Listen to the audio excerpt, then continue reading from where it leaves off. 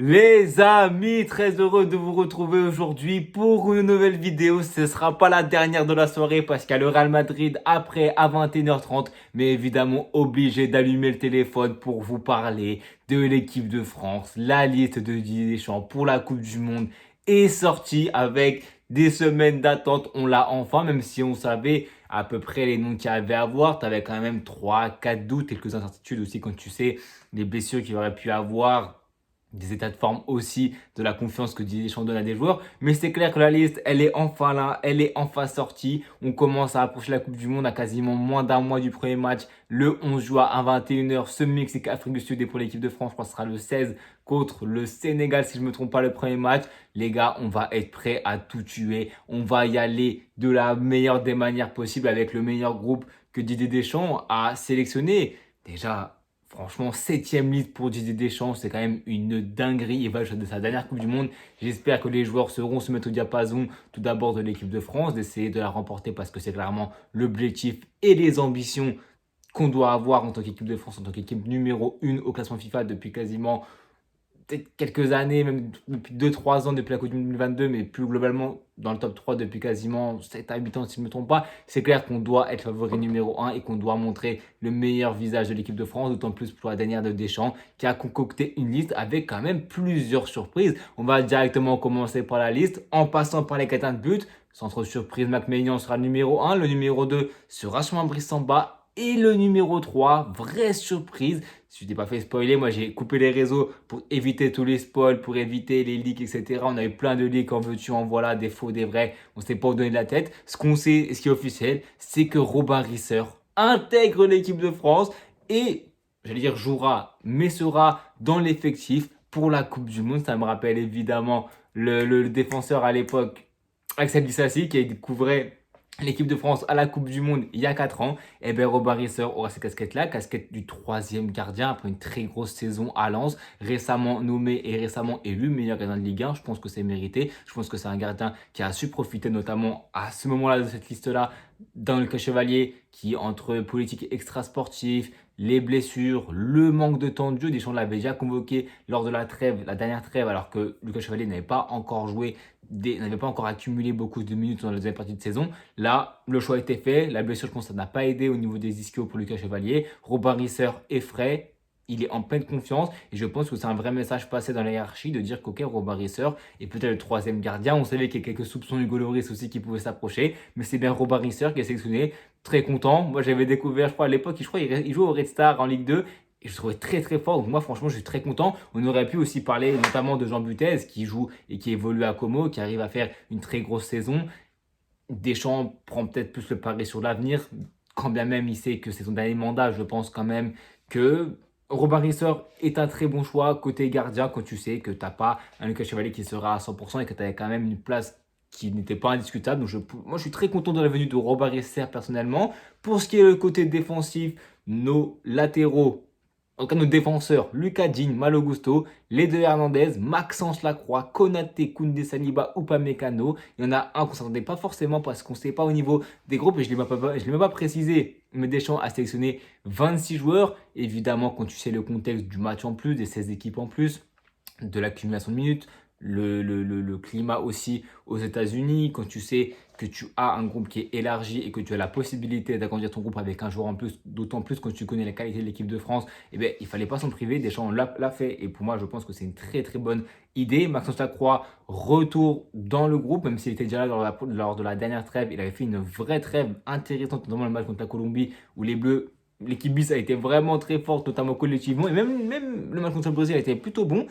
Très content qu'il soit là. On sait que ça peut faire une double charnière, notamment lors du troisième match, ou si suspension il y a, blessure, on ne sait jamais, avec un Konaté, un Upamecano, un Saliba. On a de la chance d'avoir une très grosse charnière et franchement, on peut être ravi à ce côté-là. Maintenant, sur les côtés, c'est clair que c'est un peu plus compliqué. Quand tu sais que sur le côté gauche, t'as le fêtard de ballon et tu as Lucas Digne. Mathieu Hudel n'est pas sélectionné. Il a fait pourtant une saison qui était plutôt cohérente. Je ne l'ai pas assez vu pour me porter un vrai jugement et pour me dire c'est une honte qu'il ne soit pas là. C'est une logique de groupe à respecter. On sait que ça tient beaucoup à Didier Deschamps. Il a quand même fait quelques choix forts, entre guillemets, avec quand même des joueurs qui découvriront la Coupe du Monde, même si c'est des joueurs qui connaissent déjà le groupe, ils connaissent déjà le groupe équipe de France. Donc on sait qu'en défense, on a beaucoup de qualité. Sur le côté gauche, je ferai la commission après, mais sur le côté gauche, on a de la qualité. À droite, encore plus, je trouve, avec Koundé qui revient en forme après un début de saison beaucoup très très compliqué, avec des rechutes, avec beaucoup de méformes, très peu de prise de risque. Et Malo Gusto, pareil, très très fort aussi. Profil beaucoup plus contre-attaquant que Koundé. C'est vraiment un bon apport aussi qu'on a. Et quand tu sais qu'au milieu de terrain, tu as un mec comme Zaïre Emery qui performe sur le côté droit, on sait que tu as des alternatives en cas de blessure, en cas de joueur qui sous-performe. Si je ne pense pas que Koundé va sous-performer, on ne sait jamais. Je parle des milieux de terrain, Zaïre Emery, Tchouaméni, Rabiot, Koné, Kanté. Et si vous me connaissez, vous savez qu'il manque mon chouchou, il manque Kamavinga.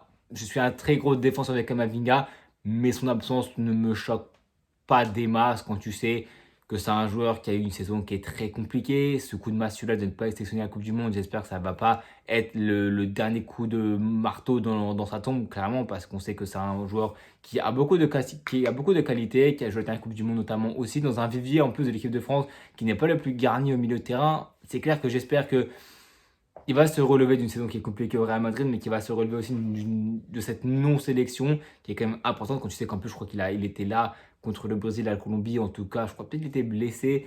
Mais c'est un joueur qui aujourd'hui ne peut pas venir nous voir et nous dire non, j'aurais mérité ma sélection. Tu as des joueurs qui ont beaucoup de qualité.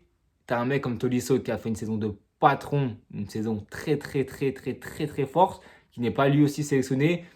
Tolisso aurait sûrement plus mérité que Kamavinga dans une logique purement de performance, même si on sait que la logique de groupe aurait été plutôt dans le sens de Kamavinga. Ça n'a pas été le cas. Et le milieu de terrain, c'est ma vraie interrogation, d'autant au niveau de la qualité que de la quantité. Parce qu'en défense, on a 8-9 joueurs. En attaque, pareil, 8-9 joueurs. Au milieu de terrain, on a 5 joueurs. Et c'est pas comme si tu avais des attaquants qui pouvaient jouer au milieu de terrain, quand bien même tu as Cherki qui peut jouer en 10, tu as Olysée aussi qui peut le faire. C'est une vraie interrogation ce milieu de terrain dans beaucoup d'aspects. Ça sera mon inquiétude et ma crainte, notamment quand tu vois à l'Euro le peu de jeux qu'on a su mettre en place, aussi parce que tactiquement on était assez limité, mais parce qu'aussi au milieu de terrain, c'est clair on a des travailleurs, on a des joueurs qui ont beaucoup de qualité, qui sont besogneux, mais on n'a pas forcément ce Pedri-là, ce Vitinha. Tu prends des exemples banals, mais tu n'as pas forcément ce milieu de terrain qui gère le jeu. Le milieu de terrain le plus aime de faire ça pour moi à l'heure actuelle, c'est Adrien Rabiot, qui a un milieu de terrain qui est très important à l'AC Milan, mais qui est plus un milieu de terrain de conservation, pas tant de projection que ça. Et celle-là, on va attendre évidemment de l'armada offensive de prendre le jeu à leur compte, de conclure le peu de situations qu'on va avoir.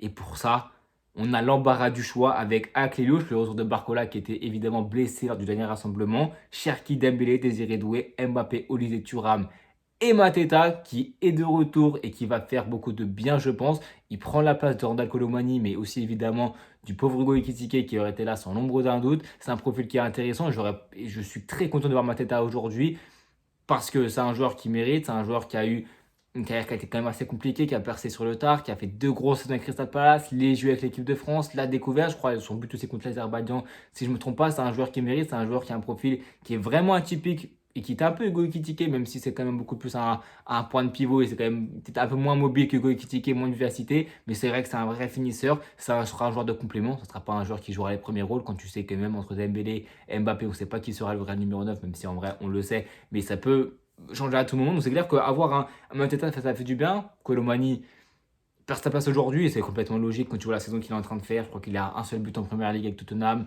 beaucoup de sorties de banc, très peu de temps de jeu, très peu de. C'est compliqué aussi pour la confiance. Je vois que ça paraît quand même de Marcus Thuram aussi qui ne mériterait pas tant que ça sa convocation. Quand tu sais qu'offensivement, avec les blessés, etc., je vais bien entendre cet argument-là, mais à un moment donné, Thuram a quand même fait une très grosse deuxième partie de saison. Il a enchaîné les buts. C'est un joueur qui connaît le groupe, qui connaît l'effectif, qui s'entend bien avec tout le monde. Et c'est ça aussi une logique de groupe dans une Coupe du Monde qui sera rallongée. On passe de quasiment un mois à, je crois, pas un mois et demi, mais un mois, une semaine un peu tôt. Selon si tu vas loin ou pas dans la compétition, tu sais qu'en attaque, en plus, bien que tu as un grand vivier, ceux qui auraient pu prétendre, on parle quand même de mecs un peu comme Stéphane Le Paul qui aurait pu y prétendre, et les juniors croupis, dans des sphères parallèles, des Coman, des Benzema, on sait qu'on a aussi Yann Kounkou, etc. Florent Thauvin dans un profil différent. Cette équipe de France a de vraies capacités, a un vivier qui n'est plus approuvé. Je pense que le groupe est plutôt cohérent. Je pense pas, et encore une fois, les gens vont faire des scandales, etc. pour faire parler. Deschamps a sa logique de groupe. Je vois pas de scandale plus que ça. Tu as forcément des joueurs que tu aurais voulu voir. Un Tolisso, pourquoi pas. Un Tova pour une dernière danse.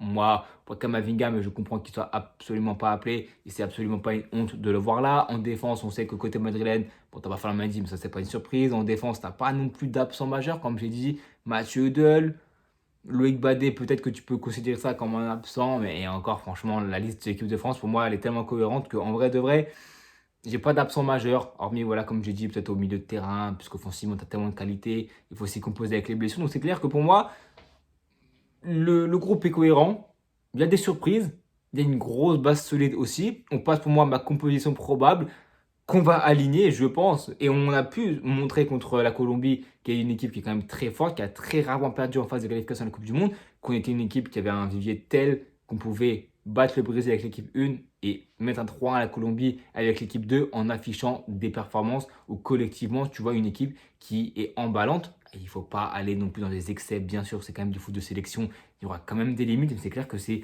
une équipe qui peut se tarder, l'équipe de France, est une équipe qui a beaucoup de qualité, qui est une équipe qui évidemment sera la favorite numéro un et qui va jouer des matchs qui seront importants avant la Coupe du Monde, des préparations. Je crois, ouais, c'est contre la Côte d'Ivoire et contre l'Irlande du Nord avant 8 jours avant la Coupe du Monde et les premiers matchs contre le Sénégal, ce sera intéressant de voir si on peut réitérer des bonnes performances face à une très grosse Côte d'Ivoire qui sera intéressant en match de préparation aussi pour le Sénégal. Ce sera intéressant d'avoir une équipe comme ça qui va te mettre beaucoup d'intensité, beaucoup de duels qui seront eux aussi à la Coupe du Monde et contre l'Irlande du Nord aussi, ça sera intéressant de voir et de surtout prendre la confiance, mettre un gros score et se rassurer avant le début de la Coupe du Monde. Pour ce qui est de ma conviction probable, je ne vais pas faire original. Au cage, Mac Maignan et on espère qu'il n'y a pas de blessure parce qu'on sait qu'il reste encore du temps avant la Coupe du Monde. On sait qu'il y a des réservistes qui sont là, donc on verra. Moi, j'ai hâte de voir. Cette Coupe du Monde me hype énormément, mais bon, ça c'est normal comme toutes les Coupes du Monde quand tu es un fan de football normal. Comme j'ai dit au cas de Mac Maignan, en charnière, Saliba, Upamecano, pas de surprise. Sur le côté gauche, moi j'aimerais voir Locadine parce que je pense que Théo Hernandez, même pas tant pour le truc extra sportif ou quoi que ce soit, tu vois qu'il n'est pas concentré au football. Tu vois qu'en Arabie Saoudite, même si il joue à Al-Hilal, un gros club, etc., l'intensité n'est pas la même. Est-ce qu'il sera ce genre-là aussi décisif qu'il a été lors des précédentes Coupes du Monde? Peut-être. À l'Euro, en tout cas, il a fait un Euro qui était plutôt emballant, mais c'était avant sa saison à l'AC Milan catastrophique et son départ en Arabie Saoudite. Quand je vois un Lucas qui performe à Aston Villa, qui a un jeu qui, certes, ça peut être compliqué dans l'aspect défensif, mais offensivement, on sait que c'est un joueur qui peut apporter beaucoup de qualité. Maintenant, c'est selon ce que la sélection des Deschamps. Deschamps mettrait Hernandez, je pense, mais moi j'aurais plutôt mis un Lucas Digne, mais dans les deux cas, le choix est pas mauvais, je pense, et selon surtout comment tu veux attaquer, comment tu veux défendre et qu'est-ce que tu veux proposer sur ce côté gauche-là, et aussi avec le joueur que tu auras en face adverse, parce que tu sais que si tu as, bon, dans des cas spéciaux, un Sadio Mané, Ibrahim Baye sur le côté, ça peut être compliqué, mais si Sadio Mané joue plutôt sur le côté gauche, on sait que Iliman Ndiaye, notamment côté sénégalais, ça peut être compliqué. À droite, Malo Gusto ou Koundé, évidemment que moi je mets Jules Koundé, bien qu'il ait compliqué son début de saison. Koundé reste une valeur sûre de l'équipe de France et moi je le mets à 100% sûr. Au milieu de terrain, dans le double pivot, je pense qu'on aura un Tchouaméni.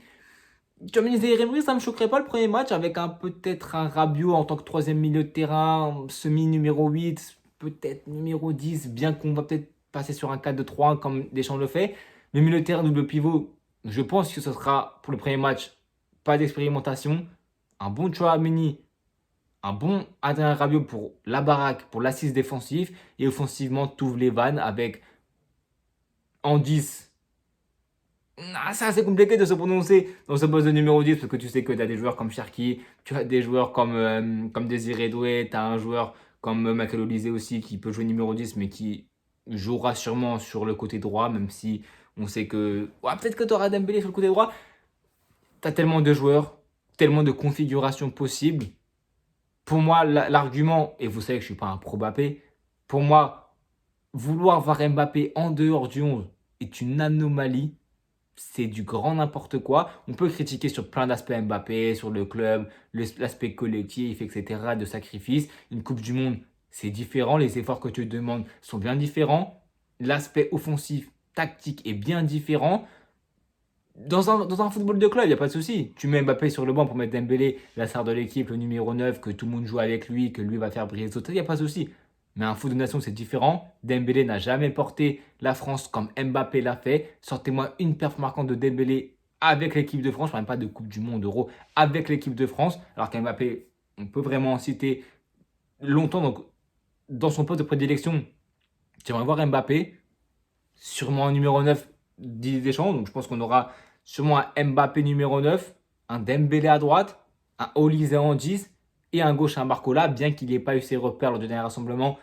Voilà, avant la Coupe du Monde, on a 2 matchs. On a Irlande du Nord et on a Côte d'Ivoire. Ça sera les bons moments, les bons changements pour savoir et pour que Deschamps commence à dessiner son 11, même si je pense qu'il a quand même ses 7-8 joueurs, sa base solide et qui doit essayer sur quelques interrogations. Est-ce que ça veut changer tactiquement? Est-ce que dans la composition, il y aura un réel changement? Dans l'animation aussi offensivement, dans tes joueurs qui vont rentrer, ceux qui vont sortir, dans ce que tu vas apporter offensivement, dans ce que l'équipe de France sait faire, dans le sacrifice aussi. Est-ce qu'on aura une expérimentation tactique, hein? Est-ce qu'on n'aura pas un tandem avec Tchouaméni, avec Warren, avec Rabiot en 10 pour vraiment avoir cette assise défensive contre des grosses équipes qui, eux, même si c'est des full sélection, arrivent à manier le ballon parce qu'ils ont des joueurs qui sont individuellement au milieu de terrain un peu au-dessus de nous et avoir trois attaquants qui pourront défendre, même si on sait qu'Mbappé n'ira jamais sur le banc. Un Dembélé, un Doué sur le côté gauche ou un Barcola sur le côté gauche pour les efforts défensifs avec un vrai 4-5-1 avec Mbappé devant. C'est une possibilité selon les matchs, les configurations, les tours aussi. En tout cas, les gars, moi je suis hyper hypé. Prenez soin de vous, on se retrouve tout à l'heure pour le débrief de Real Madrid Oviedo. Abonnez-vous, likez, partagez et à tout à l'heure tout le monde.